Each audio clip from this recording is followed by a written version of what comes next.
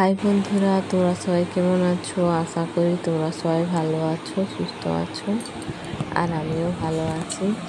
তো আজকে পিঠে বানাবো, তার জন্য জল গরম হতে দিয়েছি।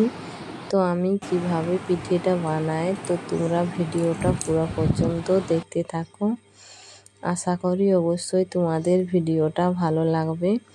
তো দেখো, এখানে গরম জল দিয়ে গুঁড়িটাকে ভালোভাবে মাখিয়ে নিচ্ছি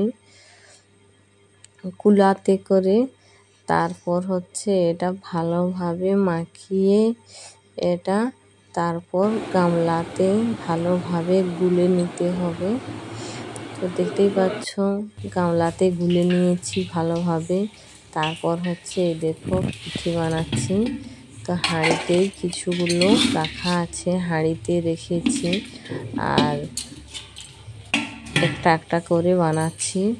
আর এখানে দেখতে পাচ্ছ, এই নকিতে গুলা আছে। এটা মশলা পিঠা বানাবো বলে, যে রসুন, আদা, পেঁয়াজ, লঙ্কা গুঁড়ো, হলুদ গুঁড়ো, জিরে গুঁড়ো, ধনে গুঁড়ো সব কিছু দিয়ে আর পিঠেটা বানাবো।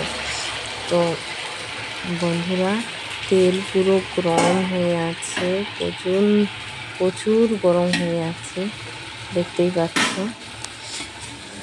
তো বন্ধুরা, তোমরা কীরকম পিঠে বানাও আমায় কমেন্ট করে জানাবে।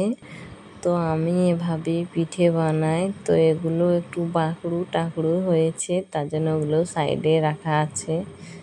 তারপর আমি পিঠে নিয়ে এসেছি।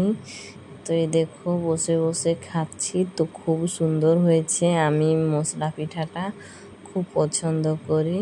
তো আমাকে মশলা পিঠাটা সব থেকে ভালো লাগে।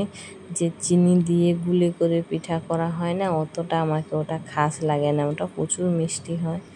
আর এটা মশলা পিঠা। তো এটা খুব সুন্দর লাগে আমাকে। তো ভিডিওটা এই পর্যন্ত।